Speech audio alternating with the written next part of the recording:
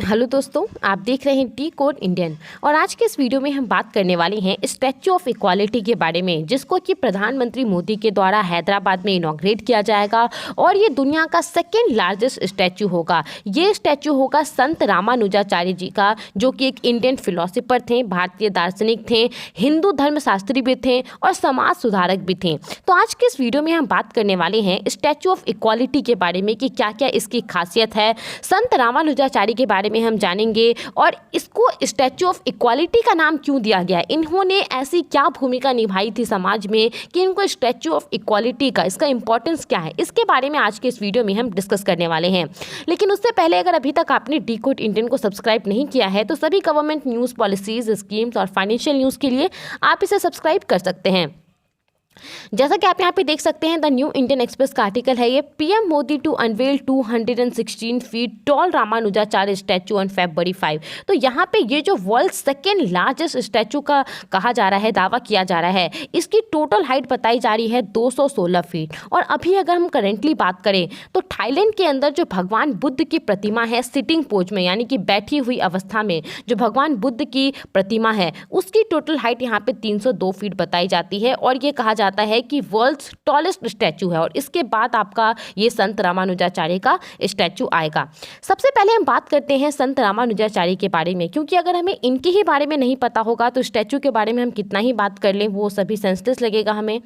तो जो संत रामानुजाचार्य थे उनको रामानुजा के नाम से भी जाना जाता था। एक इंडियन फिलोसोफर तो ये थे ही, हिंदू धर्मशास्त्री तो थे ही, समाज सुधारक तो थे ही, लेकिन इन सब के अलावा इनको जिस चीज़ के लिए सबसे ज़्यादा जाना जाता है, माना जाता है, वो है वैष्णव परंपरा। आपको पता होगा कि हिंदू धर्म के अंतर्गत वैष्णव परंपरा है, जिसमें लोग भगवान वसुदेव को पूजते हैं, माला करते हैं, तिलक लगाते हैं। तो उसके अंदर यहाँ पे जो रामानुजाचार्य जी हैं उनको काफ़ी ज़्यादा माना जाता है। और कहा जाता है कि इनका जो बेसिकली भक्ति को लेकर के एक जो इनका फाउंडेशन था, फिलोसफिकल फाउंडेशन जो था इनका, उन्होंने भक्ति मूवमेंट को काफ़ी ज़्यादा इन्फ्लुएंस किया था। देखिए, मैं आपको थोड़ा सा समझाती हूँ। जैसे कि आपका वैष्णव परंपरा के अंतर्गत अलग अलग संप्रदाय होते हैं। 4 संप्रदाय हैं, ब्रह्मा है, लक्ष्मी है, शिव हैं और कुमार है।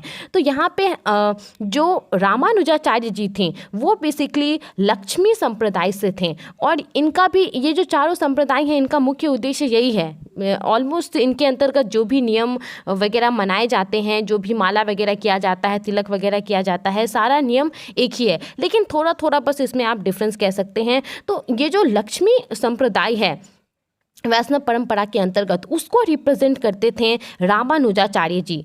अब यहाँ पे एक सवाल आता है कि इनको स्टैचू ऑफ इक्वालिटी, इनके लिए जो स्टैचू बनाई गई है उसको स्टैचू ऑफ इक्वालिटी का नाम क्यों दिया गया है। तो रामानुजा का जन्म हुआ था 1017 ईस्वी में। तो सोचिए 1000 साल पहले इनका जन्म हुआ था। 2017 में इनकी 1000वीं वर्षगांठ पूरी हो गई। इनका जन्म एक तमिल ब्राह्मण कम्युनिटी में हुआ था और जिन गांव में हुआ था इनका जन्म, उनका नाम है श्री पेरुमुंदूर, जो कि अभी फ़िलहाल तमिलनाडु में है। यहाँ पे ये भले ही एक रिवॉल्यूशनरी थिंकर थे, रिफॉर्मिस्ट थे, लेकिन इन सब के अलावा जो कास्टिज्म है हमारे देश के अंतर्गत अलग अलग कोने में आपको मिल जाएगा, जाति धर्म के नाम पे जो भेदभाव होता है उसको लेकर के इन्होंने बहुत ज़्यादा काम किया। आप सोचिए 1000 साल पहले, अभी भी अगर आप ग्रामीण इलाके में जाएंगे तो आपको बहुत सारे ऐसे इंसिडेंट मिल जाएंगे जहाँ जाति के आधार पर भेदभाव किया जाता है। तो 1000 साल पहले वो कैसी स्थिति होगी।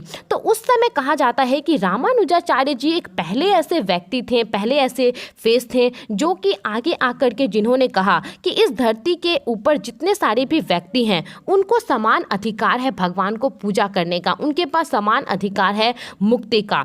इसके अलावा इस दिशा में इन्होंने बहुत सारे कदम भी उठाए, जैसे कि जो टेम्पल एडमिनिस्ट्रेशन से जुड़ा हुआ जितना सारा भी काम होता है, इन्होंने कहा कि इसका 50% काम उन लोगों को दिया जाए जिनको कि समाज में छोटे वर्ग के तौर पे देखा जाता है। इसके अलावा इन्होंने ये किया कि मंदिर के लिए जितने सारे भी धर्म हैं उन सभी के लिए, जितने सारे भी जाति को मान्यता दी जाती थी, उन सभी के लिए मंदिर के दरवाजे को खोल दिया। इन्होंने कहा कि किसी भी प्रकार का भेदभाव नहीं होना चाहिए भगवान की पूजा करने के लिए। तो इन सब के वजह से बेसिकली इनको एक तरीके से देखा गया कि इतने पहले इन्होंने इन इक्वालिटी को लेकर के जो आवाज़ उठाया था, तो उसको यहाँ पे एक तरीके से कहें हम तो और यहाँ पे पुश देने के लिए ये डिसाइड किया गया कि इस स्टैचू को तैयार किया जाए। और यहाँ पे इनको दलितों का हीरो भी माना जाता था। इंडिया में अगर हम बात करें कुछ ऐसे बिलव पर्सनालिटीज़ के बारे में जैसे कि महात्मा गांधी, तो महात्मा गांधी इनके फिलॉसफी से, इनके विचार से काफ़ी ज़्यादा प्रभावित थे और इसके बारे में हम सभी को थोड़ा बहुत पता ही है। अब यहाँ पे अगर हम बात करें, आई होप आपको थोड़ा बहुत आइडिया हो गया होगा कि संत रामानुजाचार्य जी कौन थे और इनका क्या महत्व था हमारे समाज के अंदर। अब यहाँ पे अगर हम इस स्टैचू के बारे में बात करें तो इस पर्टिकुलर स्टैचू का जो कंस्ट्रक्शन है उसका काम 2014 में शुरू हो गया था और इसका उद्देश्य ये था कि जब हम संत रामानुजाचार्य की 1000वीं वर्षगांठ को सेलिब्रेट करें तो उस समय इस पर्टिकुलर स्टैचू को भी इनॉग्रेट किया जाए। अब यहाँ पे 5 फरवरी 2022 को प्रधानमंत्री नरेंद्र मोदी के द्वारा इसको इनॉग्रेट किया जाएगा। वैसे तो इसका कामकाज 2018 तक ही फिनिश हो गया था, लेकिन थोड़े बहुत काम बचे हुए थे, इसीलिए थोड़ा सा ज़्यादा टाइम लग गया। इसके अलावा अगर हम बात करें तो इसकी जो टोटल हाइट है वो 216 फीट है, तकरीबन 65 मीटर आप समझ लें।